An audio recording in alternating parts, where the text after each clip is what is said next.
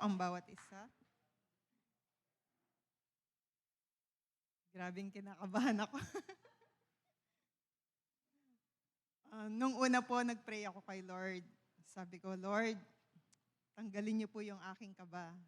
Tapos, nung unang soaking na pagtayo ko po dito, tinanggal naman ni Lord, nanginginig naman ako. Tapos, ayun. So, salamat sa Panginoon dahil meron po siyang ginagawa sa atin. Kaya, muli, good evening po sa bawat isa. Amen. Tayo po ay manalangin muna. Hallelujah, Jesus. We worship you, Father God. We praise you, O Lord. Hallelujah, hallelujah.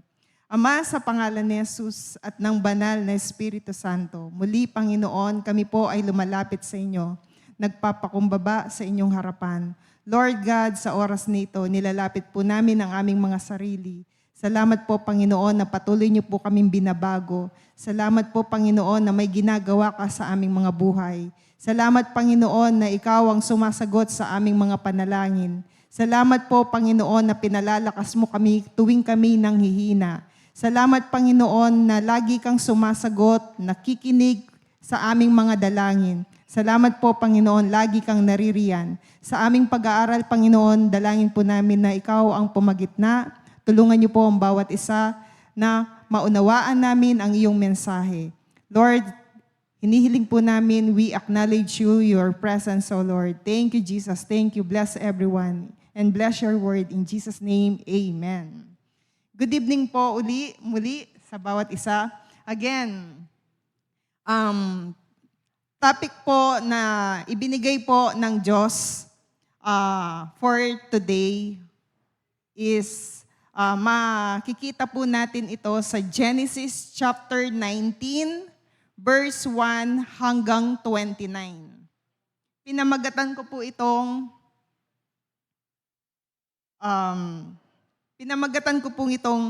and God honored Abraham's request.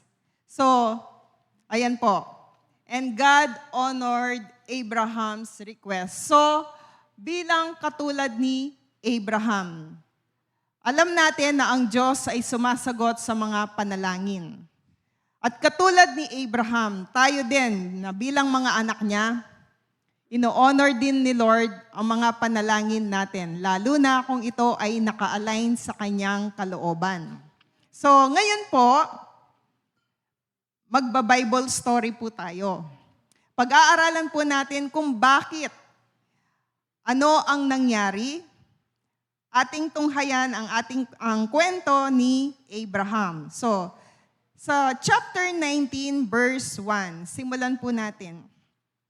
Ang sabi niya dito, nang gabing dumating sa Sodoma ang dalawang anghel, nakaupo si Lot sa may pintuan ng lungsod. Pagkakita sa kanila'y tumayo si Lot at sinalubong sila, nagpatira pa siya sa harapan ng mga anghel. Verse 3, mga Ginoo, wika niya, inaanyayahan ko po kayo sa amin, doon na kayo maghugas ng paa at magpalipas ng gabi. Bukas na ng umaga kayo magpatuloy ng paglalakbay. Ngunit sumagot sila, huwag na, dito na lang kami sa lansangan magpalipas ng gabi.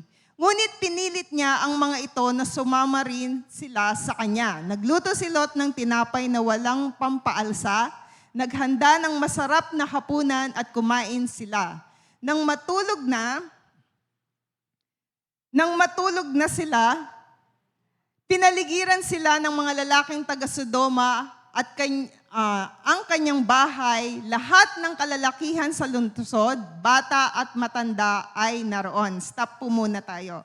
So, dito, may dumating na bisita si Lot. At agad niya itong nakita at kanyang inanyayahan sa kanilang tahanan. So, nagmagandang loob si Lot na patuluyuin yung dalawang anghel na bumisita. So, dito, ang Sodoma, pamilyar na po siguro kayo sa kwento o kung anong uri ng lugar yung Sodoma. So, ang Sodoma ay kilala na pinamumuhayan ng mga bakla or ng mga homosexual or bisexual na iba pang tawag dito. Na ang Sodoma, mula sa kwento sa Biblia, doon wala na silang takot sa Diyos. Na ubod na ng sama yung kanilang ginagawa at sukdulan na ito. So, umabot na sa harapan ng Diyos o umabot na sa Diyos kung gaano kasama yung kanilang ginagawa. At hindi na nalulugod si Lord sa mga ginagawa nilang mga kasalanan. So, tuloy po natin sa verse 5. Verse 5, pasigaw nilang tinanong si Lot, nasaan ang panauhin mong lalaki? Ilabas mo't makipagtali kami sa kanila. So lumabas si Lot at isinara ang pinto. Sinabi niya sa mga tao, "Wag mga kaibigan, napakasama ng gagawin ninyong iyan." So dito sa verse 4 hanggang 7, na ipinakita naman ni Lot kung paano niya pangalagaan yung kanyang dalawang bisita. So, pinapasok niya yung dalawang anghel, pinapasok niya sa loob ng bahay yung kanyang dalawang bisita, at siya lamang yung lumabas nung hinahanap sila ng mga tao doon sa Sodoma. So, sinara niya agad, pagkalabas niya, sinara niya agad yung pintuan. So dito sa verse na ito, pinapakita ni Lot yung pangangalaga o yung pag-care o pagmamalasakit niya doon sa kanyang mga bisita. Now, sa verse 8, sabi niya, "Ako'y may 2 anak na dalaga. Sila na lang ang ibibigay ko sa inyo. At gawin ninyo sa kanila ang gusto ninyo. Huwag lamang ninyong galawin ang mga lalaking ito, mga panauhin ko sila, at dapat ko silang ingatan." So grabe yung pag-care dito. Kung mapapansin nyo, grabe yung pag-care ni Lot sa kanyang dalawang bisita. Halos ipamigay niya yung kanyang 2 anak na babae. At sinabi pa na, sige, gawin nyo kung anong gusto nyo. No? So, dito, handa si Lot na ipagkaloob yung kanyang 2 anak na babae. Nang panahong iyon, mula sa kwentong ito. Now, sa verse 9. Verse 9, ngunit sumigaw sila, "Huwag kang makialam, dayuhan. Sino kang magtuturo sa amin ng aming gagawin? Tumabi ka kung ayaw mong masaktan ng higit kaysa sa kanila." Itinulak nila si Lot at tinangkang wasakin yung pintuan. So, sinabi nila kay Lot na dayuhan. So, sa background, kung ating babasahin sa Genesis chapter 14 verse 12, dating magkasama si Abraham at saka si Lot. So si Abraham, pamangkin niya si Lot. No? Dati silang magkasama at nagkahiwalay. Si Lot ang siyang napadpad sa lugar ng Sodoma. Ngayon, si Lot ang napadpad sa lugar ng Sodoma. Kaya nagkahiwalay sila ni Abraham na kanyang tito. Now, balik tayo sa verse 10. Verse 10, ngunit hinaltak siya ng kanyang mga panauhin at isinara ang pinto. Pagkatapos, binulag nila ang mga tao sa labas, kaya't hindi makita ang mga ito ang pinto. So, sa kwentong ito, yung 2 anghel naman, yung mga angels naman ang nagprotekta kay Lot. So, kinuha nila si Lot. Hinaltak nila si Lot mula sa labas at mabilis na isinara yung pintuan. No? Ngayon, sa verse 12,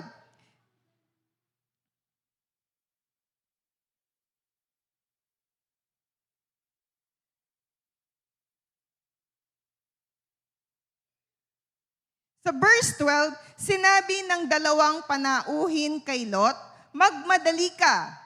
Isama mong lahat ang iyong mga anak at iba pang kamag-anak na nakatira sa lungsod na ito. Umalis kayo rito, sapagkat gugunawin na namin ang lungsod na ito na pinakinggan ni Yahweh ang mabibigat na sumbong laban sa mga taga-Sodoma at pinapunta kami ni Yahweh upang wasakin ang lungsod na ito. So, dito sa verse 12, again, sa verse 12, binigyan na ng instructions si Lot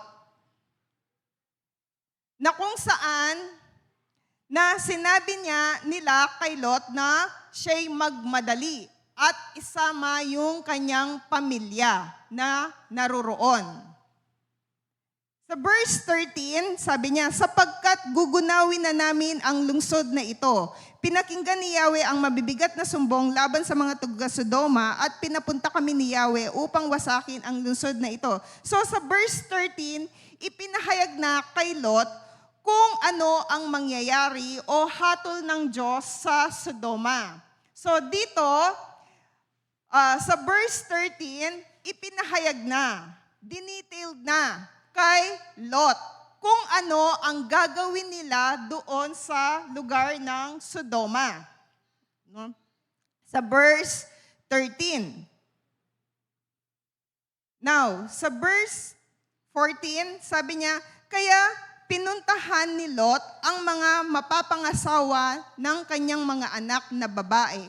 At sinabi sa kanila, umalis na kayo agad, sapagkat wawasakin ni Yahweh ang lungsod na ito, ngunit akala nila'y nagbibiro lamang si Lot. So doon sa verse 13, ibinigay na yung detail kung ano yung gagawin ng mga anghel sa lugar ng Sodoma. At inutusan si Lot na iligtas yung kanyang pamilya. Kaya naman si Lot ay nagmadali na pumunta doon sa mapapangasawa sana ng kanyang 2 anak na lalaki. Pero ang akala nila, nagbibiro lamang si Lot. Kaya hindi sila nakasama. Ngayon, sa verse 15, nang magbubukang liwayway na, inapura ng mga anghel si Lot, magmadali ka, umalis na kayo ng iyong asawa at mga anak, nang hindi kayo madamay sa pagkawasak ng lungsod. Pagkatapos, isa sa mga sa verse 15, sabi niya, nag-atubili pa si Lot, ngunit sa habag ni Yahweh, halos kalad ka rin na sila ng mga lalaki. So, dito sa verse 15 and 16, andun yung covering ni Lord. Alang-alang sa prayer of petition ni Abraham.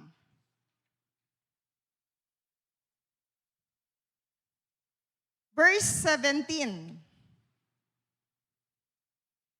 Sabi niya dito, pagkatapos, isa sa mga anghel ay nagsabi, iligtas ninyo ang inyong sarili, huwag kayong lilingon o hihinto sa libis. Magtago kayo sa kaburulan para hindi kayo mamatay. Kaya kung mapapansin ninyo sa verse 17, dito, yung habilin nung 2 anghel ay mahigpit na, no? Strict na yung kanyang habilin, warning na, kumbaga. Dahil nga, wawasakin na at gugunawin na yung lugar ng Sodoma. Sa verse 18 hanggang 21, verse 18, sabi niya dito, ngunit sumagot si Lot, huwag na po roon, Ginoo. Kasi pinapupunta sila doon sa kaburulan o hills. Sabi niya, napakalaki ng utang na loob ko sa inyo. Napakabuti ninyo at ilinigtas ninyo ako. Ngunit napakalayo ng kaburulan, baka hindi na ako makarating doon ng buhay. So, tapos sa verse 20, hindi ba maaaring doon na lamang sa maliit na bayang iyon? So may itinuro siyang lugar. Oo, sige, doon na kayo magpunta. Hindi ko wawasakin ang bayang iyon. So sa verse 18 hanggang 21, dahil pa rin sa kahabagan ng Diyos. Andun pa rin yung lawak ng kanyang grace sa pamilya ni Lot. No? Dahil or alang-alang kay Abraham. Sa pakiusap ni Lot, makikita natin dito, mapapansin natin yung lawak ng grasya ng Diyos kay Lot.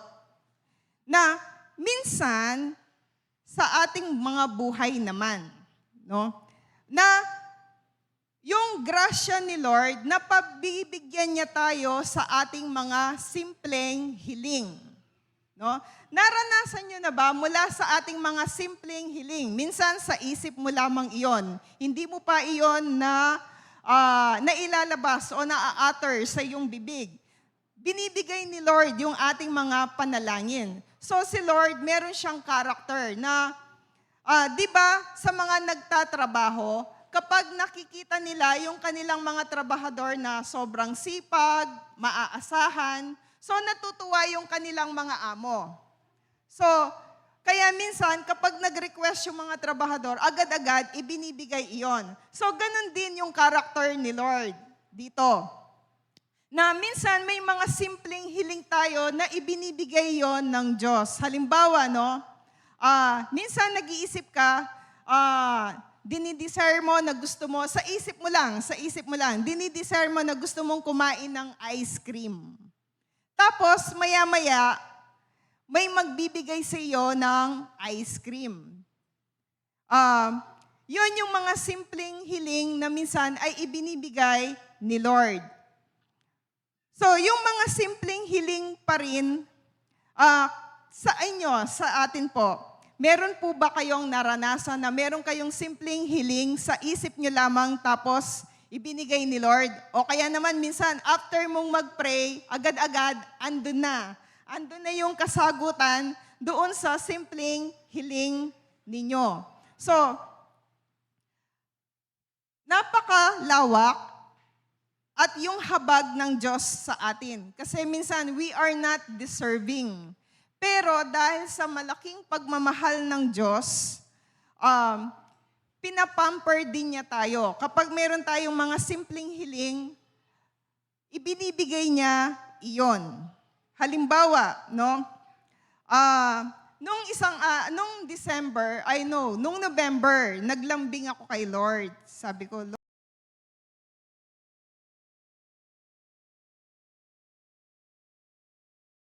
at the same time, parang ang sarap yatang mag-evangelize. So, ini-imagine ko yung sarili ko na nag-evangelize sa lugar ng vegan. Lord, sabi ko, gusto kong pumunta doon. So, simpleng hiling ko lamang yon.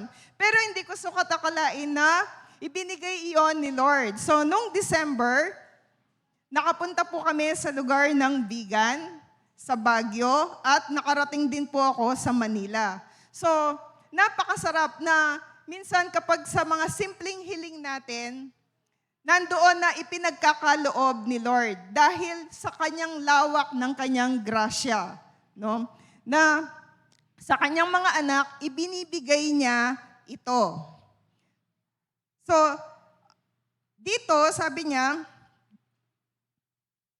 sa verse 22, punta po tayo sa verse 22. Sabi niya, ngunit magmadali kayo. Kasi di po ba sa verse 18 hanggang 21, humiling si Lot na iniisip niya dahil matanda na siya, baka hindi na siya makarating dun sa kaburulan na itinuro ng anghel. Kaya nakisuyo siya. At doon sa habag ng Diyos, pinagbigyan siya. Doon sa verse 18 to 21. Yan po yung grasya ni Lord na ibinibigay po niya sa kanyang mga anak. Kaya ngayon sa verse 22, sabi niya, ngunit magmadali kayo. Hindi ko maitutuloy ang gagawin ko hanggat wala kayo roon. Maliit ang bayang iyon, kaya ito'y tinawag na Zoar. Mataas na ang araw nang makarating si Lot sa Zoar.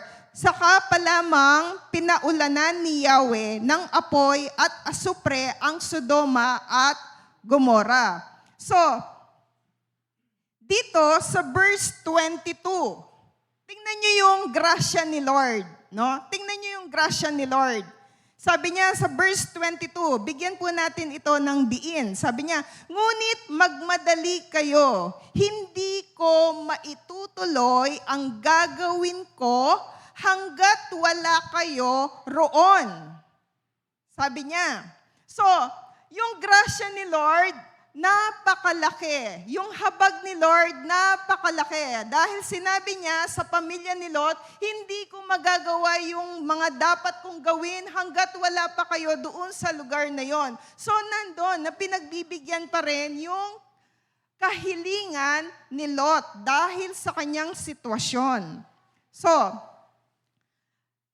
si Lord, malawak din yung kanyang pagtitiis sa atin bilang kanyang mga anak. No? Nagtitiis din si Lord. Malawak din yung kanyang pangunawa. Again, dahil kay Abraham, no? Na minamahal ng Diyos at tinuring best friend ni Lord si Abraham, dahil kay Abraham, andun yung covering ni Lord, no? Dahil yung si Abraham, nagpipray kasi siya para sa kanyang pamangkin, no? Nagpipray siya, hiniling niya sa Diyos yung kaligtasan ng kanyang pamangkin. So dito, mapapansin natin na napakahalaga kapag merong nagpipray para sa atin. Napakahalaga kapag merong nananalangin para sa inyo, no? So, ang kahalagahan ng prayer. So, dahil sa panalangin ni Abraham, yung covering ni Lord kina Lot, na kahit hindi sila karapat-dapat, pero alang-alang sa pagmamahal ni Lord o ng Diyos kay Abraham, yung covering ng protection ni Lord sa pamilya ni Lord ay sa pamilya ni Lot ay nandoon. So, ngayon, sa atin naman, bilang mga Kristiyano, kapag may nagpipray sa inyo, hanap po tayo ng mga kapartner or maaaring pwede kayong humanap ng mga kapartner o katuwang na nagpipray sa inyo. Sa akin, halimbawa, bilang testimony, alam niyo ba kapag ako'y nanghihina, o kaya medyo nalilihis ng landas, o kaya meron akong sakit, alam niyo ba, dahil meron akong mga kapartner na nagpipray sa akin, sa tuwing ako'y nanghihina or nalilihis, may bigla na lang akong nare-receive na calls o ng chat na nagsasabi, kahit hindi ko sinabi kung ano yung sitwasyon ko sa kanila, akmang-akma yung mga message na binibigay nila or sinisend nila sa akin, no? So, napakasarap na may nananalangin para sa atin. Dahil sa mga nananalangin sa atin, nagkakaroon tayo ng mga tagumpay. Dahil sa mga nananalangin sa atin, nagkakaroon tayo ng mabilis na paggaling mula sa ating sakit. Alam niyo ba, nung nagkaroon ako ng sakit na hindi po ako nakadalo dito, bigla akong tinawagan ni Pastor Mario. Pastor Catherine, kumusta ka na? Halika, pray tayo, sabi niya. So, nasa Tarlac ako, pinag-pray niya ako. Ang sarap. Ang sarap ng pakiramdam kapag meron pong nagpipray para sa inyo. So, huwag po tayong manghinawa. Huwag po tayong magsawa na mag-pray sa ating mga kapatiran, maging sa mga pastors. Alam niyo po ba, maging yung mga pastors, kailangan din nila ng mga prayers kasi tao din po kami. Na sa aming physical na katawan na nagkakasakit, nanghihina, napapagod, kailangan din namin ng mga prayers. So, napakasarap kapag may nananalangin sa inyo, no? So, ako, nagpapasalamat po ako kapag dahil sa mga nananalangin, meron po akong mga kaibigan o mga kapartners ng mga pastors from other churches na nananalangin po sa akin. No? Halimbawa, no, nung nagkaroon din ako ng sakit, bigla-bigla na lang may nag-chat sa akin na pastora. si Pastora Lisel. Sabi niya, Kati, kumusta ka na? I'm praying for you. Ay, Pastora, sabi ko, very timely. Very timely po yung pag-chat nyo. May sakit po ako ngayon. Ganun ba? Sabi niya. Tapos pinag-pray po niya ako. So, napakasarap. Dito po, itinidiin ko na napakahalaga ng prayer. O, yung pinagpipray mo, yung mga kasamahan mo, yung mga ka-churchmate mo, or mga kaibigan mo, mga pamilya mo. Dahil sa prayer na yon, nagkakaroon ng covering. Yung mga pinagpipray nyo. So, salamat po sa Panginoon dahil ibinibigay niya iyan sa mga kapatiran. Salamat sa Panginoon dahil binibigay niya iyan, yung pagpipray ay napakahalaga. There is a power in prayer. Kapag sama-samang nananalangin ang mga Kristiyano, merong katagumpayan. Amen? So, sa ating mga panalangin, no? At kapag sa mga alam niyo po ba yung mga nananalangin sa akin o yung mga nagbibigay ng encouragement sa akin, tinatawagan ko po silang my angels, no? Alam po nila 'yan, no? Kapag yung mga nagchat-chat sa akin, halimbawa merong mga problema, ay salamat my angels, andyan ka uli.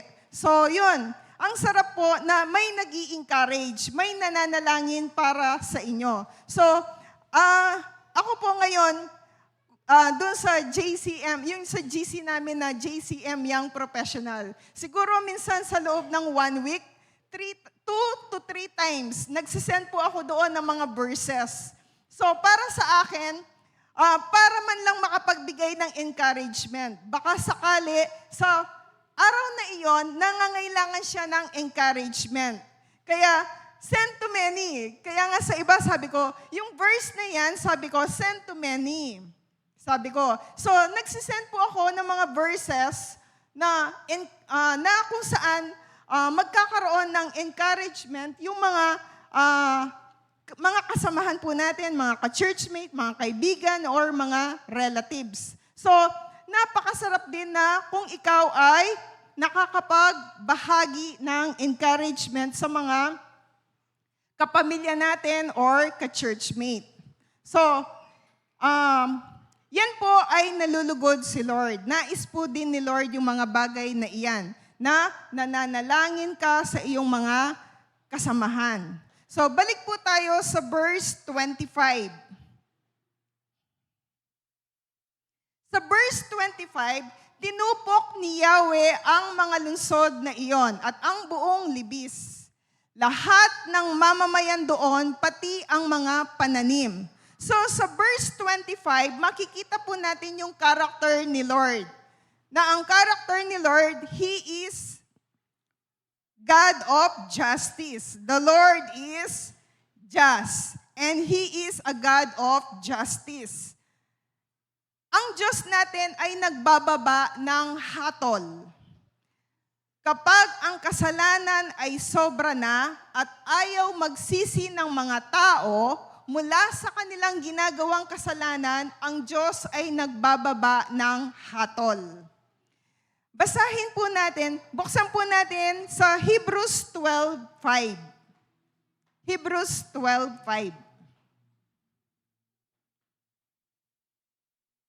Sabi niya rito, nalimutan na ba ninyo ang panawagan ng Diyos sa inyo bilang mga anak niya, mga salitang nagpapalakas ng loob? Anak ko, huwag mong baliwalain ang pagtutuwid ng Panginoon at huwag mong mamasamain kapag ikaw ay dinidisiplina ng Diyos. Kapag ang kanyang mga anak ay nagkakasala na or naliligaw na. So, ang Diyos natin ay nagdidisiplina kasi mahal ka ng Diyos. Mahal tayo ng Diyos. Ayaw niya na mapalayo ka o mawala sa kanyang paningin. No? So, He is a God of justice. Now, sa verse 26, balik po tayo sa verse 26. Verse 26 ng Genesis.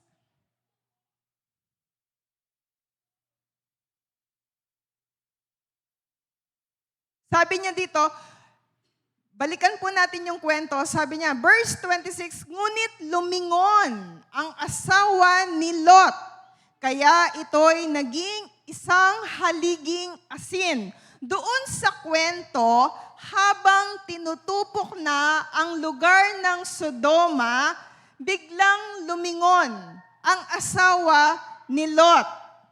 Bakit kaya? Bakit kaya lumingon ang asawa ni Lot? Maaaring dito, nagkaroon siya ng worry, ang asawa ni Lot, na yung kanyang mga iniwanan, no? Yung kanyang mga iniwanan na mga ari-arian, mga bagay na mahirap iwanan, no?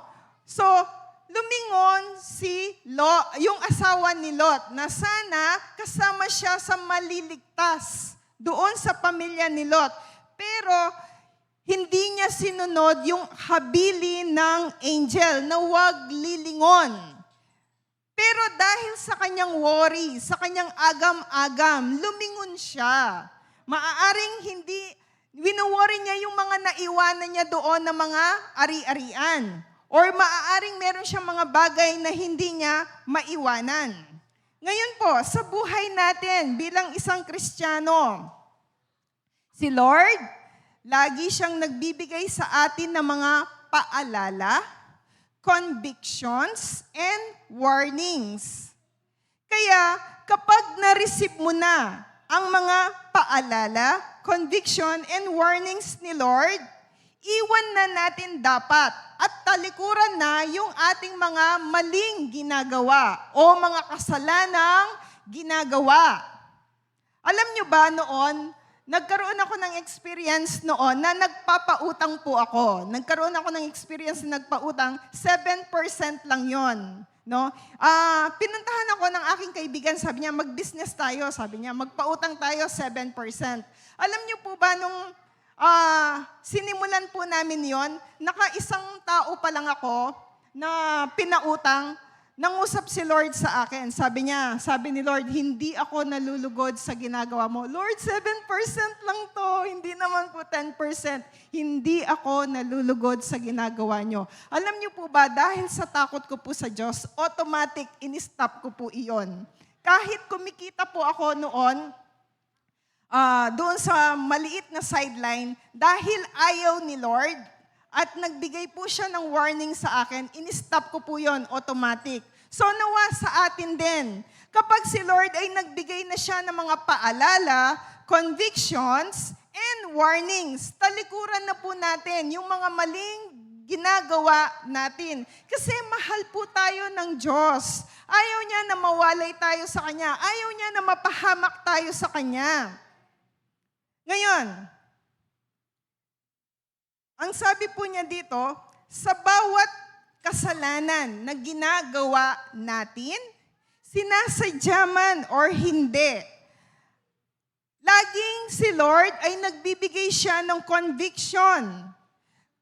Ngayon, kapag hindi nating sinunod yung conviction na ibinibigay ni Lord sa atin, kapag hindi natin sinunod yung warnings na binibigay ni Lord sa atin, alam nyo ba, there is a consequences. Sa bawat kasalanan na ating ginagawa, merong mga consequences. Yes, kahit tayo'y mga anak ng Diyos, kapag ikaw ay gumawa ng mali, hindi ka exempted. Meron consequences na tayong nare-receive mula sa Diyos. Ngayon, yes, mahabagin si Lord. Pero namamalo din siya kapag sumusobra na tayo sa ating mga hindi tamang ginagawa. Because He is holy. Ang Diyos natin ay banal at nais niya na sumunod tayo sa Kanya. Buksan po natin sa Isaiah 59 verse 2.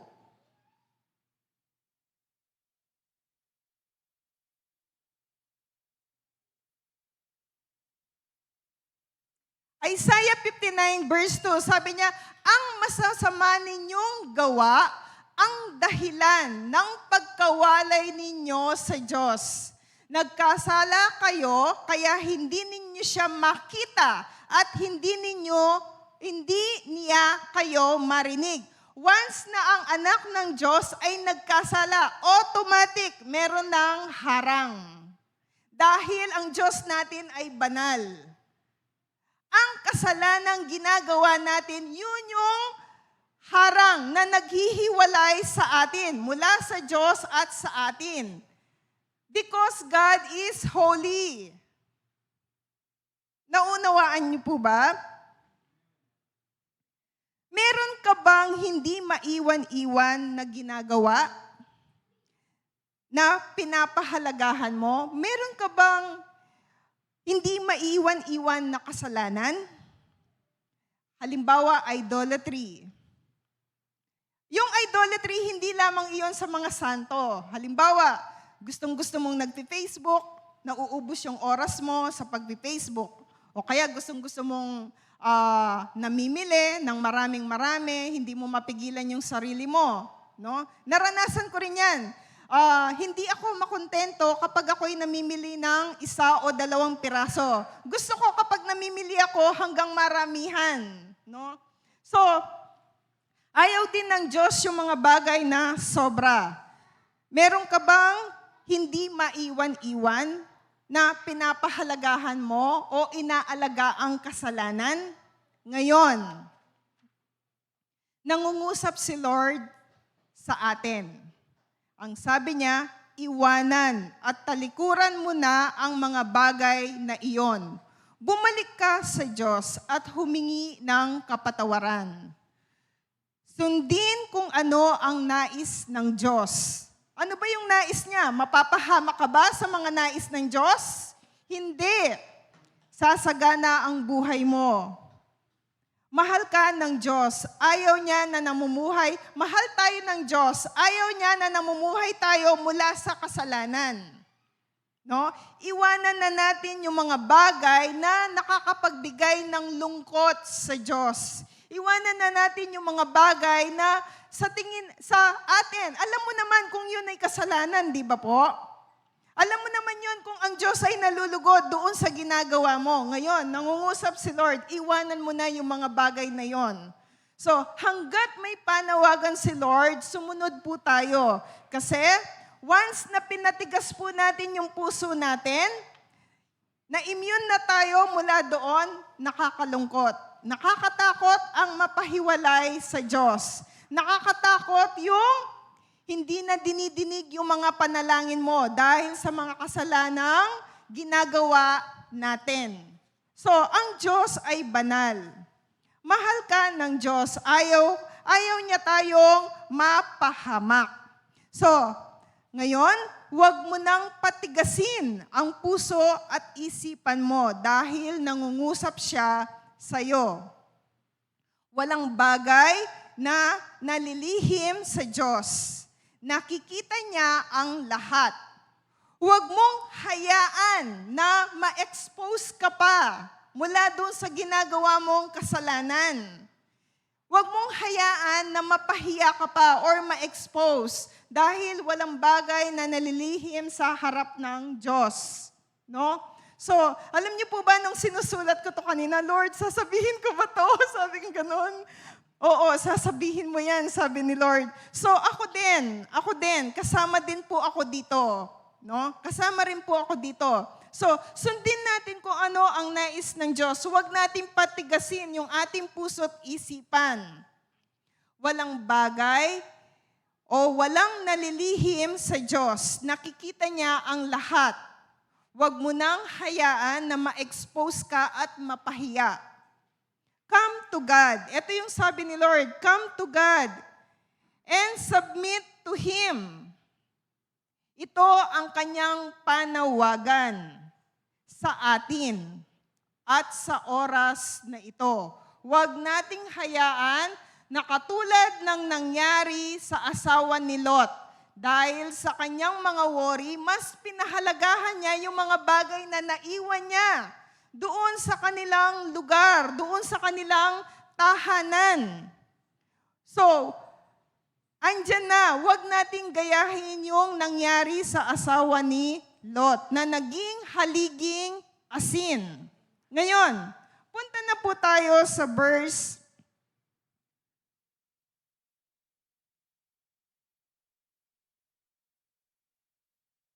27. Verse 27 ng Genesis. Sabi niya dito, kinabukasan, maagang nagtungo si Abraham sa dakong pinagtagpuan nila ni Yahweh. Verse 28. Mula roon, tinanaw niya ang Sodoma at Gomora at ang buong libis. Nakita niyang tumataas ang makapal na usok na parang nagmumula sa malaking hurno. Verse 29. Nang gunawin ng Diyos ang mga lungsod na iyon, hindi nawaglit sa kanyang isipan si Abraham. Kaya iniligtas niya si Lot. Dito po, kinuha ko yung title sa verse 29. Ano po, yung title po natin. Sabi niya dito sa title natin, and God honored Abraham's request. Dito, napakasarap niyang basahin, napakasarap niyang pagbulay-bulayin. Sabi niya dito, uulitin ko, nang gunawin ng Diyos ang mga lungsod na iyon, hindi nawaglit. Inuulit ko, hindi nawaglit sa kanyang isipan si Abraham. Kaya naligtas niya si Lot. Dahil sa prayer of petition ni Abraham. Dahil sa pagmamahal ni Abraham sa kanyang pamangkin. At alang-alang kay Abraham, kaya naligtas si Lot. Diba? Napakasarap na hindi nawaglit kay God sa kanyang isipan. No? Yung request ni Abraham. Kaya naligtas si Lot. Kailanman hindi nawawaglit sa Diyos yung ating mga prayer of petitions. Again, kailanman hindi nawawaglit sa isipan ng Diyos yung ating mga prayer of petition. Naririnig niya yan, nakikita niya yan. Ngayon, kagaya ni Abraham, alang-alang sa iyong panalangin bilang nanay, alang-alang sa iyong panalangin bilang lola, alang-alang sa iyong panalangin bilang tatay, nagkakaroon ng covering ang ating pamilya. Alang-alang sa iyong panalangin, nagkakaroon ng covering of protection ang iyong mga kaibigan. So, napakahalaga ng panalangin. Amen. So, kagaya ni Abraham, no, alang-alang sa kanyang request, no, sa mga minamahal natin, or sa mga nagmamalasakit sa atin sa pamamagitan ng panalangin. Kapag tayo'y pinagpipray, no? Kapag may mga nagpipray sa'yo, alang-alang sa kanilang panalangin, nagkakaroon tayo ng protection. Sa chapter 18, bakit nangyari yung verse 29? Kung babalikan po natin sa chapter 18, wag na po tayong pumunta doon. Sa chapter 18, doon sa kwento, nakipag-bargain si Abraham. No? Nakipag-bargain si Abraham mula sa chapter 18 verses 20, verse 32. Di ba sabi ni Abraham doon, Lord, kung merong 50 nananampalataya doon, gugunawin mo ba yung Sodoma at Gomora? Hindi, sabi ni Lord. Di ba nakipag-bargain siya? So, umabot sila doon na nakipagtawaran. Tama po ba? Nakipagtawaran. Si Abraham. No? Nakipagtawaran siya sa Diyos. Una, sabi niya, kung merong 50 nananampalataya doon, gugunawin mo ba? Hindi. No? Sabi ng Diyos. No? Kaya, tapos, sabi niya, lilipulin mo ba ang mga tao doon kasama ng mga mabuti at masasama. So, sabi niya dito sa verse 24, kung merong 50, wawasakin mo ba yon? Hindi, sabi ni Lord, no? Tapos, sabi niya, naniniwala ako na hindi mo idadamay yung mga mabubuti, ang sabi ni Abraham, no? So, ngayon, hanggang sa, sabi ni Abraham, ipagpaumanhin po ninyo ang aking kapahangasan. Wika ni Abraham, wala po akong karapatang magsalita sapagkat ako'y isang hamak na tao lamang. Sabi niya, kung wala pong 50, sabi niya ganon, kung 45, hanggang sa umabot na lamang ng 10, di ba po? Umabot ng 10, pero wala pa rin, no? Pero wala pa rin umabot ng 10. Pero alang-alang sa pagmamahal ng Diyos kay Abraham, na iligtas ang pamilya ni Lot. Meron po akong kwento sa inyo. Meron po akong isi-share sa inyo. Na kung paanong si Abraham, sinagot siya ni Lord, ikaw din. No? Dahil mahal ka ng Diyos.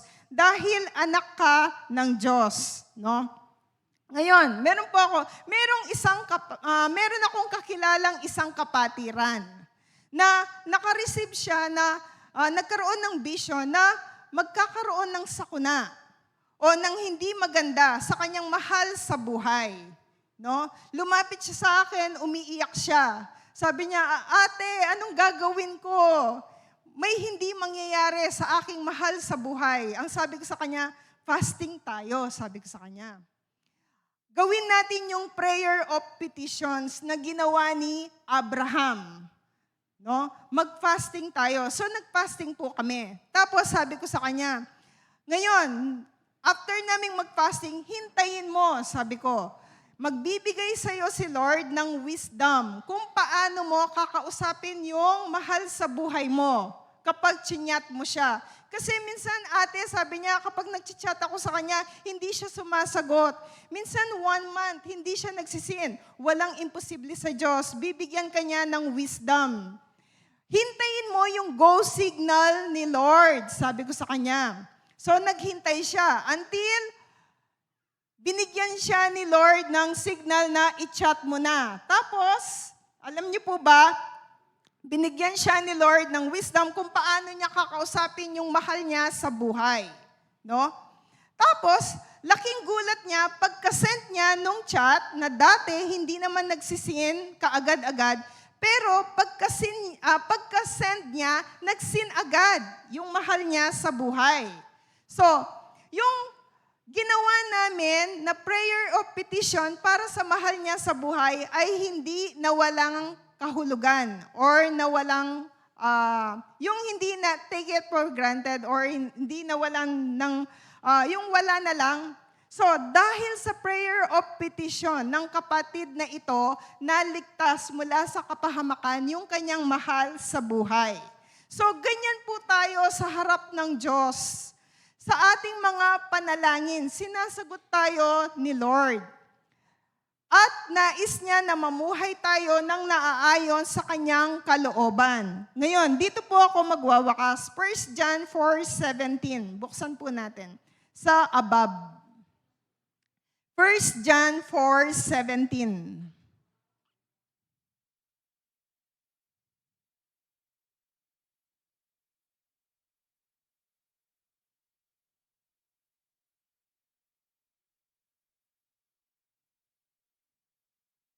Sa above po, dito'y naging ganap ang pag-ibig sa atin upang tayo'y magkaroon ng lubos na pagtitiwala sa araw ng paghuhukom. Sapagkat kung ano siya, ay gayon din naman tayo sa sanglibutan ito.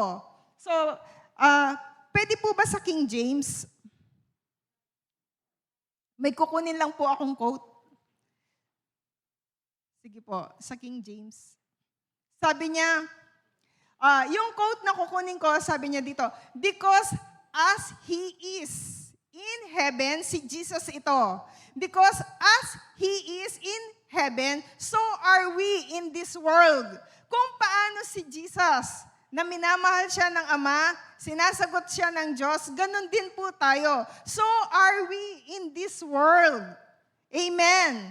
So, napakahalaga po ng ating mga panalangin. Mga panalangin mula sa ating mga mahal sa buhay. Dahil dinidinig ng Diyos ang mga iyon.